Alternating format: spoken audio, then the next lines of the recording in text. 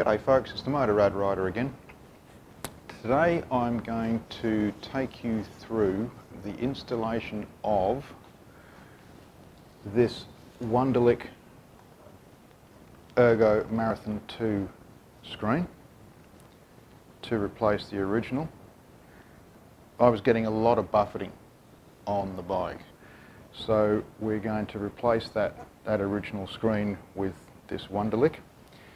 And as per recommendations, I'm also going to add some screen reinforcing. And the screen reinforcing that I've chosen is the Cymarc brackets from the UK. So we'll go through the unbagging of these and also the install of the screen. So stay tuned, stay with me and enjoy.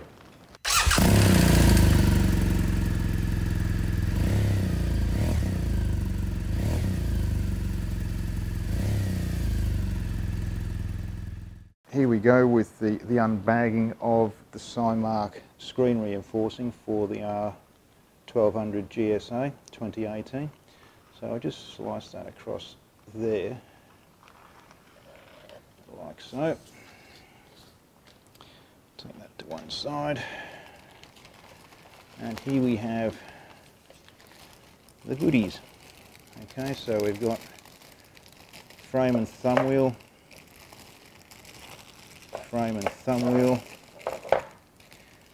and in there we have got the slides and a set of instructions. So we'll just open that up, and here we have these are stainless steel, good quality stainless steel. Set of instructions which I'm going to read, and we have these flanges. Okay, and there you have the fitting instructions. You have a complete fitting. We need to first remove the screen and the wind deflectors. So you remove that T25 machine screw and that T25 machine screw, and then we need to get to the wind deflectors on the side here. These are the wind deflectors, and that's the screw there, the T25, that you need to get out, and also the one up on above the headlight. Okay, that one there, you need to get those out.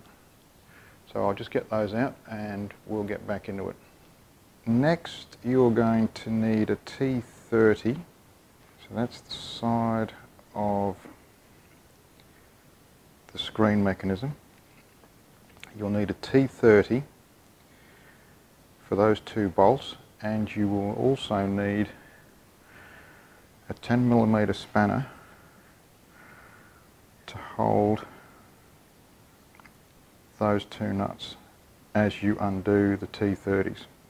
Okay? So I'll get those undone and we'll get back to it. Okay guys, that's the bracket mounted. I know it's a bit difficult to see. Get a little light down there a little bit there. You can see the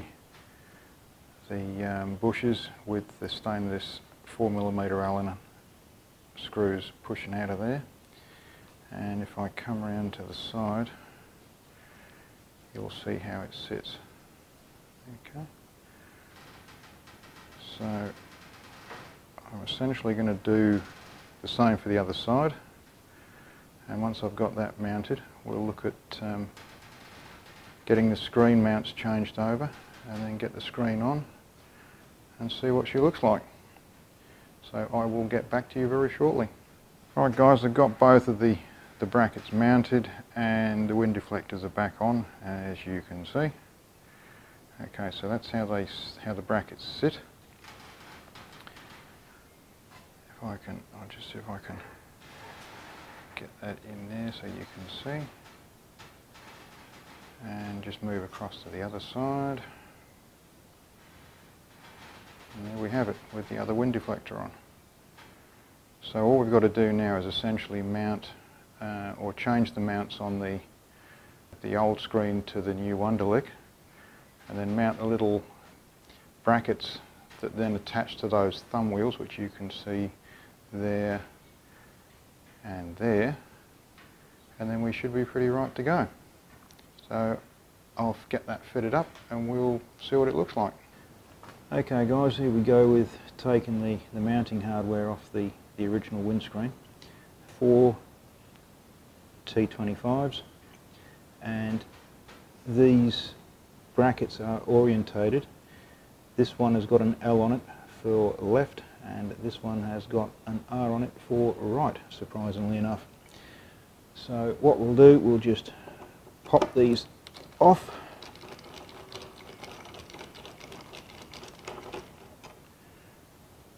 Being careful not to scratch the screen. So that one's out. And we'll just pop him to one side, like so. Now you get new O-rings with the Wunderlich screen, so I'm just going to put that right hand side one to one side, and we'll do the same for the left. Okay, and we'll lift him off and take him out, because this screen has not got many Ks on it at all. Okay, as it turns out, we're supposed to be using these original equipment O-rings, the sort of O-rings. I've just peeled these out of the original screen, and they just go into the holes in the new screen, like so. Just push them through. You might find it easier if you're having trouble with them, just to use a little bit of soapy water, something like that. Nothing abrasive. It's just as a lubricant to get the rubber through. Just tease it around a little bit, and you can actually hear it popping into place. That one's okay, and then the last one, just push through.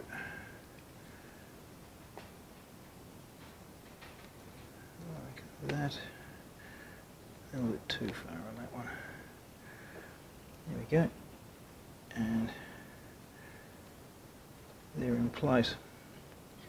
Okay, so apparently we don't need the O-rings because apparently it's year dependent, and I couldn't see anywhere that actually indicated what the year was, so I assume that because these are a very similar sized hole, they're around about a 16 to 17 millimeter hole in each screen, that this would be the way to go.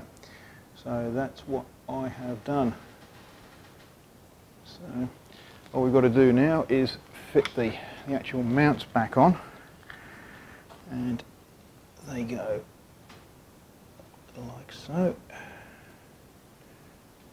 and we just push that through there, and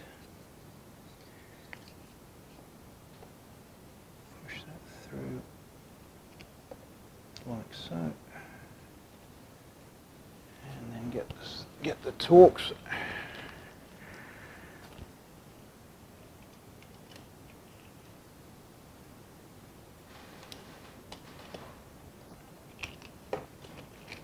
Like so. It doesn't have to be, as my favourite expression states, He-Man tight.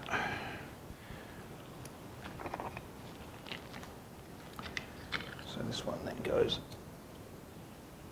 under this side, like so. And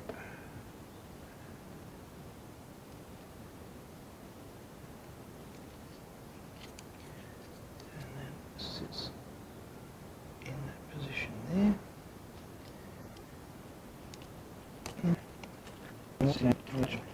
It's this screen. I've just remembered to we've got to replace this screw with a longer one for the flange. So I'll just whip that one back out and this one back out. And I shall go and get the flange, or the flanges, and I shall be right back with you. Right, what I thought it would be easier to do would be actually have the screen sitting semi-mounted on the bike. So that's what I've done rather than muck around with it on the dust cloth. That's the orientation for the channeled bracket that obviously allows the adjustment of the screen up and down. That little tab has to go towards the top of the screen. Okay, so that will then go on. It will be mounted to the screen with this 3mm head Allen screw, and we will also be mounting this thumb wheel. Okay, so it will be a toothed washer, then a flat washer as he drops it, mounted in that orientation, and then the flat washer that I've just dropped will go there. Okay, and then that will actually screw into the bush up on here. Okay, so that's what we will do next. Just gently place that in there, like so, and then we will fit if I can see it.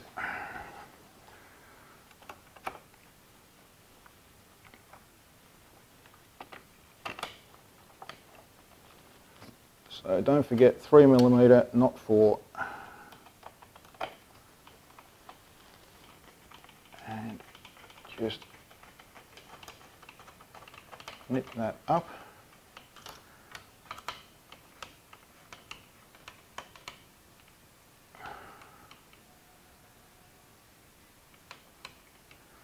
There we go. Robert's your father's brother. Okay, so there we have it. And it is, I would have to say, pretty solid. That is so much different. Okay, so just unscrew and you've got full movement of the screen. I've already done the other side just to make sure everything was okay. You've got full range of movement with the screen. Once it's in the right spot, nip her up, and there you have it, solid as a rock. Okay, big difference. So guys, there you have it. That's the Wunderlich Ergo Marathon II screen, fitted with the Cymarc screen reinforcement brackets. The screen is made in Germany, the brackets are made in, I think they're Lincolnshire, UK. I got the brackets from Nippy Normans. They were very, very prompt, great service, fantastic service, and I got the screen from Pro Cycles in Hornsby, New South Wales. Once again, fantastic service. I would not hesitate to deal with either of these guys again. Absolutely fantastic service. Time alone will tell if the screen makes a difference. I'm sure it will. Some details about the screen. The Wunderlich is about 0.6 thicker than the standard screen, and it's a fair bit larger. I'll actually just move the camera around and I'll just place the original screen up against it so you can get an idea, but it's a fairly decent size difference. So I'm hoping that it's going to stop the buffeting that I was experiencing and make for a far more comfortable ride. And the screen bracketing, the support brackets will stop any fluttering or anything like that, because the screen actually is a fair bit heavier too. obviously because it's larger, and 0.6 or thereabouts millimetre thick or thicker all over, yeah, it certainly adds to the weight. So I'm just going to change camera angles, and I'll present the original screen up against the Wunderlich. Okay, there we have the size difference. Quite significant. It's different in curvature as well. The screen's reflexed at the top. Mind you, both screens are reflexed at the top, but the Wunderlich doesn't have the V notch in the top. Less angled down the sides, as you can see. So I think it should make a big difference. As I say, time alone will tell, but I will report back to it after I've had a ride and let you know what's going on. But guys, if you've found the video useful, particularly with the Cymarc brackets, because I'm not the only one to make a comment that the instructions are less than good. It's not difficult, but it's just they're not overly informative in how they come across. So if this has helped you, fit the Cymarc brackets a little bit easier, then great, and I'm glad I've been of help. So I mean, if that's the case, if you'd like to give me a thumbs up, and that would be great, and also subscribe to the channel, because that would be a massive help. So, and it helped me keep these videos going. So I appreciate your time with watching me, and thank you very much, and I will see you on the next install of a Farkle on my BMW R1200GS Adventure. Thanks for watching.